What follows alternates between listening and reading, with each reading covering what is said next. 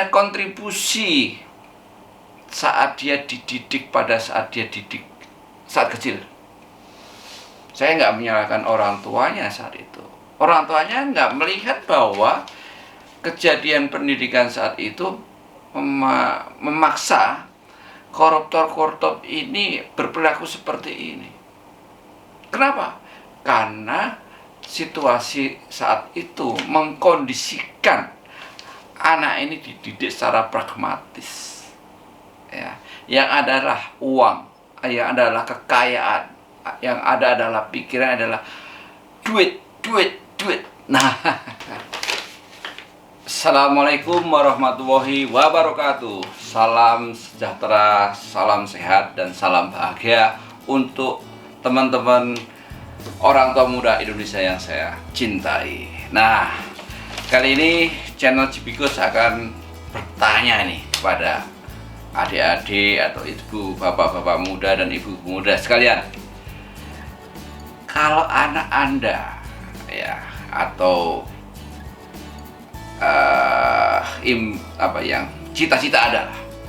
cita-cita Anda kalau anak Anda nanti pada saat dewasa sudah menjadi orang tua atau orang dewasa, kira-kira Anda ingin seperti apa? Ya. Apakah anak Anda ingin jadi seperti ini, tokoh, atau seperti ini, penjahat, koruptor? Nah, ini semua tergantung Anda, teman-teman, ya. Loh, kenapa kok tergantung saya, Pak? Gini, masalahnya anak itu bisa menjadi seorang tokoh, seorang penjahat karena ada infrastruktur karakter yang Anda bangun saat dia masih usia dini. Nah, itu bahayanya.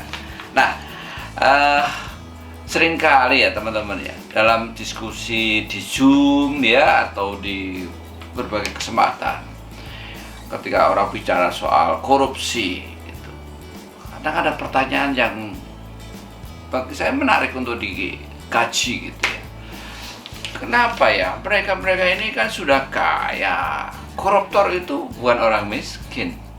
Kadang-kadang kalau miskin mungkin jadi persoalan, oh dia karena miskin, itu ya masuk akal gitu ya, seakan-akan. Padahal nggak boleh juga kan.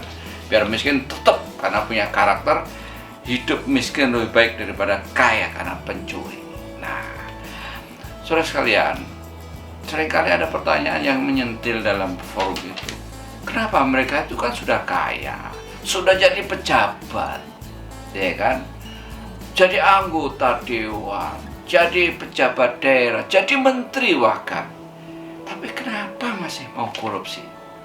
Nah, semua menganalisis itu katanya karena lingkungan politik yang berpengaruh. Saya melihatnya boleh sih itu, karena politik juga boleh, karena lingkungan politik dewasa ini juga boleh, karena terlalu ditekan oleh situasi yang mengharuskan dia harus korupsi. Tapi menurut saya sebagai penganalis perilaku orang ya, kadang-kadang saya lihat ada kontribusi saat dia dididik pada saat kecil. Saya nggak menyalahkan orang tuanya saat itu. Orang tuanya nggak melihat bahwa kejadian pendidikan saat itu memaksa koruptor ini berperilaku seperti ini. Kenapa? Karena situasi saat itu mengkondisikan anak ini dididik secara pragmatis, ya, yang adalah uang, yang adalah kekayaan, yang ada adalah pikiran adalah duit. Nah, itu barangkali ya, itu analisa boleh salah, boleh ya mungkin bisa juga benar, ya kan? Kadang-kadang begini, orang nggak sadar saat itu bahwa pendidikan itu saat koruptor waktu kecil-kecil itu ternyata pendidikannya terpengaruh oleh situasi lingkungan. Orang tuanya sendiri nggak sadar bahwa ternyata program atau kegiatan yang dilakukan itu selalu menunjukkan program atau aktivitas yang menuju ke pragmatis. Orang yang selalu menilai adalah harta, kekayaan, nilai, ya kan? Sehingga anak ini terbiasa dengan mencari sesuatu yang lebih dari yang harusnya didapat. Nah, mungkin saat itu juga orang tuanya bukan salah mendidik, tapi mungkin ada kekeliruan, kekhilafan, sehingga anak menjadi kayak kleptomania, menjadi orang yang terbiasa mengambil hak orang lain sejak kecil. Ya, saya karena tidak sekolah sama mereka, jadi saya tahu nggak kecilnya seperti apa. Tapi coba Anda renungkan sendiri. Bisa jadi dia dulu, wah dia orangnya alim. Boleh, alim itu berlaku bukan karakter aslinya. Ya kan? Ternyata dia mendendam, ada rasa ingin kaya, rasa ingin hebat karena kaya. Nah, ini yang menjadi persoalan, teman-teman.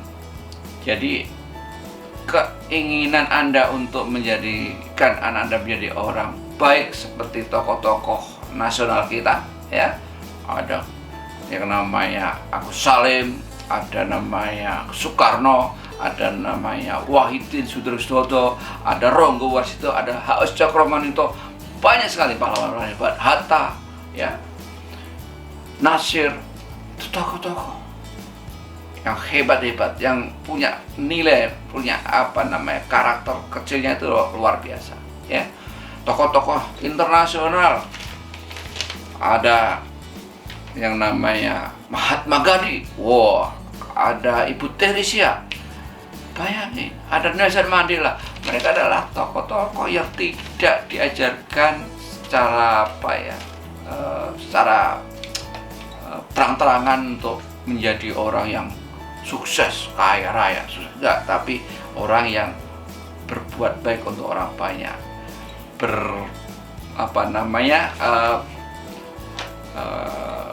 bukan berbuat baik ya, tapi lebih ke arah berguna untuk orang banyak, memiliki inspirasi yang bagus untuk orang banyak, ya. Nah, saudara sekalian, kejadian ini memang perlu kita renungkan ya, terhadap apa yang terjadi saat ini Anda saksikan di TV.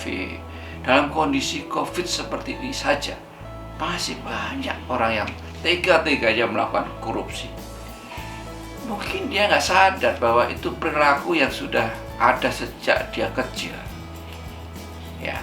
Nah, cuma karena dia taat hukum, bukan taat hukum, dia ada rambu-rambu yang selalu menjulitkan untuk dia mengambil hak orang lain. Tapi karakter itu muncul setelah dia punya kekuasaan.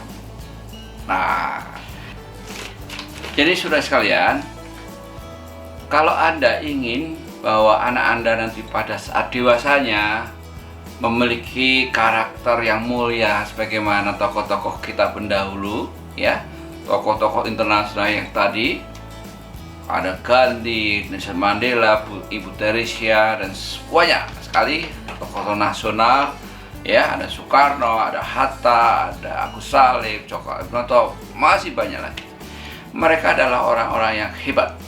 Nah, kalau Anda tertarik seperti itu, saya share lah tip ini yang ingin saya sampaikan.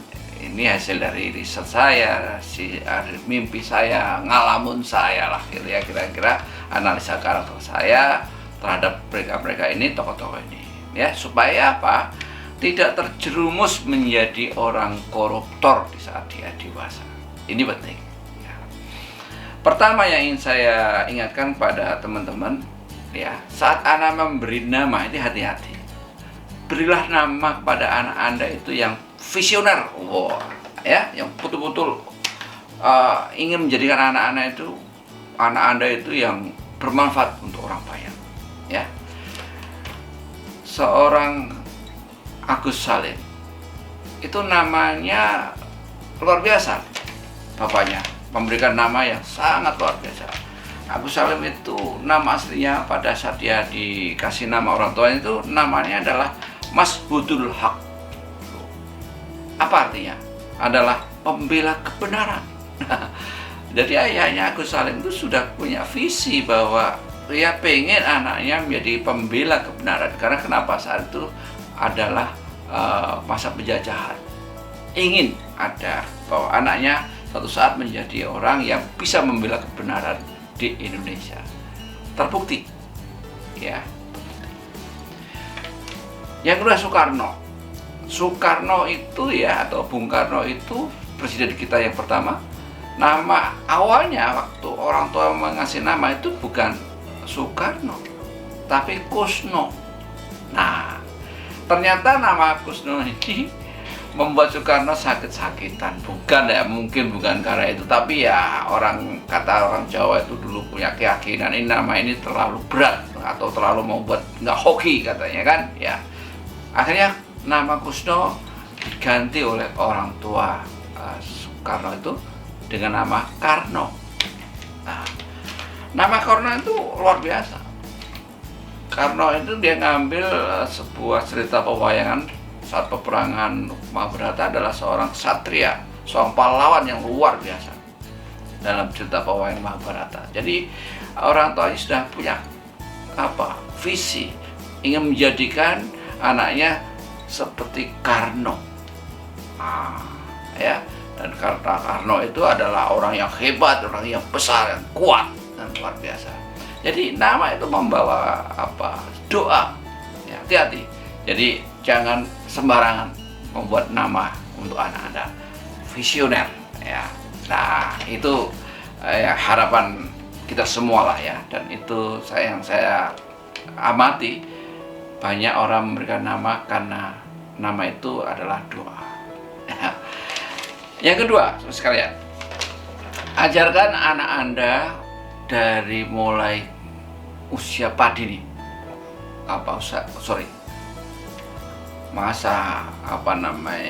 usia dini, ya, 2, 3 tahun, 4 tahun sampai umur 7, 8 tahun. Bahkan mungkin umur 17 tahun nggak apa-apa. Yang penting ajari sejak usia dini. Ajarkan anak Anda itu supaya jangan pernah mengambil hak orang lain. Ya, kalau tidak miliknya jangan diambil. Ya, contoh, ada jalan-jalan ke mall, tiba-tiba anak itu mengambil barang, mungkin mainan. Segera katakan, jangan diambil, bukan hak. Udah, bukan punyamu. Jangan. Di rumah ada uang, dia ngambil, jangan ambil, bukan hak. Udah, gak usah ambil-ambil lagi. Gak usah dikatakan ini apa, ini susah. Umur 4 tahun belum ngerti, umur 3 tahun belum tahu. Tapi yang dia tahu adalah selalu tidak boleh kalau bukan miliknya. Ini penting. Jadi kesadaran secara mental yang katanya ini menjadi subconscious anak Anda itu nggak terbiasa. Oh, kalau bukan milik saya nggak akan ambil. Itu yang penting. Jadi, menanamkan sebuah perilaku, sebuah kebiasaan sejak kecil, itu yang saya yakini sampai dewasa pun dia akan merasa bahwa kalau bukan haknya dia tidak akan ambil. Dia cukup senang, cukup bahagia dengan apa yang dia miliki, ya. Oh, ini punyamu dikasih, ini punyamu, ini boleh, tapi ini nggak boleh, ini punya akak, ini nggak boleh, ini punya orang lain. Terus lakukan dengan sabar, Anda akan mendapatkan luar biasa anak Anda. Itulah karakter, ya. Bangunan karakter menjadi penting kalau Anda ingin memiliki ya bukan menjadi tokoh lah, paling tidak berharap menjadi seperti tokoh itu perilakunya, ya. Kemudian yang ketiga, latih anak Anda menjadi anak yang punya empati. Bagaimana caranya? Ajak anak Anda ke tempat-tempat yang ya merasa dirinya, mengajak anak Anda itu untuk merasa dirinya itu rasa kasihan, rasa empati pada orang lain. Ajak ke tempat-tempat panti asuhan, ya, tempat tuna ganda, tempat yatim piatu. Silakan mereka ajarkan itu dia nggak punya orang tua, ya, orangnya nggak punya rumah, nggak punya anak, terbiasa dengan rasa empati. Harus kita ajari sejak dini, ya. Ajak ke ya wisata spiritual dengan melihat rumah-rumah kumuh, ya, banyak rumah-rumah kumuh. Ini loh deh, orang yang nggak punya, mereka itu makan seadanya. Lihat gambar-gambar, ya, cari di YouTube, orang terangkan ini orang yang tidak beruntung, nggak seberuntung kamu, maka kamu harus bersyukurlah bahwa kamu masih bisa makan enak, masih bisa tidur dengan AC, masih bisa naik mobil. Itu cara yang bagus ketika Anda membangun, Anda punya empati. Nah, kalau empati itu tertanam dari kecil, rasa ibanya ada, tidak mungkin saat dewasa dia akan menjadi koruptor. Kenapa? Sudah terbiasa secara kejiwaan, dia itu sudah punya rasa empati, rasa kasihan pada orang lain. Itu penting, ya. Nah, kalau itu sudah tertanam sejak kecil, aku yakin dewasanya akan menjadi orang yang hebat. Itulah yang menjadi prasyarat kalau dia ingin menjadi tokoh nasional. Oke, selanjutnya yang keempat, teman-teman, jangan racuni anak Anda dengan kata-kata yang membuat dia itu seakan-akan ingin segera mendapatkan keinginan yang pragmatis, keinginan yang sifatnya material. Nanti kalau sudah dewasa kamu jadi bos, ya. Nanti kalau sudah dewasa kamu udah kaya raya. Kamu kalau udah dewasa nanti menjadi sekolah ini biar duitnya banyak. Nanti bisa membuat bapak Anda keliling dunia. Boleh sih, tapi menurut saya itu buat racun perilaku buat anak Anda, ya. Kenapa nggak Anda bilang nanti kalau dewasa kamu jadi orang yang berguna untuk sekelilingmu, untuk teman-temanmu, untuk orang-orang lain di sekitarmu. Nanti kalau kamu dewasa, nak, bapak atau ibu berharap kamu berguna untuk teman-temanmu, untuk rakyatmu, untuk orang-orang yang perlu bantuan kamu.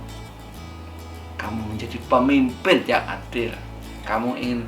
Bapak ingin ibu kamu nantinya kalau udah dewasa jadi orang yang bisa memberikan kenyamanan orang banyak, ya. Nah, ini kan doa juga. Jadi ya, tidak ada itu tertanam apa itu kaya, apa itu duit, apa itu jabatan, tidak. Tapi yang ada di kepala anak Anda sejak kecil adalah saya harus bermanfaat untuk orang banyak. Saya harus menjadi pemimpin yang adil. Karena Anda tanamkan sejak kecil, ya. Itu analisa saya.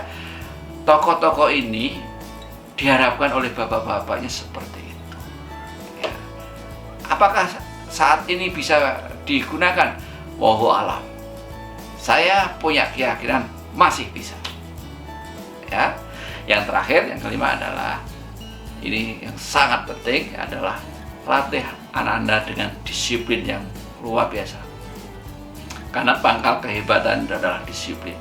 Kita semuanya, riwayat semua pejabat yang hebat, tokoh-tokoh yang hebat selalu berpangkal pada disiplin diri dia. Ya, kapan dia harus melakukan aktivitas, kapan dia harus melakukan kegiatan A, kegiatan B, kapan dia harus melakukan sesuatu lah. Intinya disiplin diri. Karena waktu adalah sangat terbatas untuk hidup ini, untuk perjuangan, sehingga Anda harus tanamkan kedisiplinan pada Anda. Disiplin apa saja? Disiplin buang sampah, disiplin menghargai waktu, disiplin untuk berjanji kepada orang lain, selalu lakukan, ya. Ini sangat penting. Nah, kalau ingin sejauh mana proses disiplin, Anda cari saja channel saya tentang disiplin. Silahkan, ada. Saya sudah membuat channel itu untuk beberapa bulan yang lalu. Silahkan Anda cari di YouTube Cipikus channel ini. Itulah kira-kira Bapak dan Ibu muda yang saya hormati, yang saya cintai. Saya ingin sekali kalian sebagai bapak dan muda bisa melahirkan tokoh-tokoh sekaliber yang kamu inginkan, sekaliber orang yang hebat di dunia ini ya. Mudah-mudahan, dan saya ikut berdoa karena Anda adalah seorang yang saya anggap sebagai pengembang masa depan bangsa ini ya, pengembang manusia maksud saya. Terima kasih, mudah-mudahan berkenan, mudah-mudahan ada yang bisa Anda dapatkan dari materi ini, dan saya yakin hanya karena doa orang tua dan keyakinan orang tua dan kesungguhan orang tua, anak Anda akan menjadi orang yang baik. Mudah-mudahan bermanfaat. Namun jangan lupa Anda share, like, dan subscribe materi ini atau channel saya ini supaya saya punya motivasi untuk menggali informasi-informasi yang terkait dengan pengembangan anak-anak kita. Demikian, terima kasih. Assalamualaikum warahmatullahi wabarakatuh. Salam bahagia.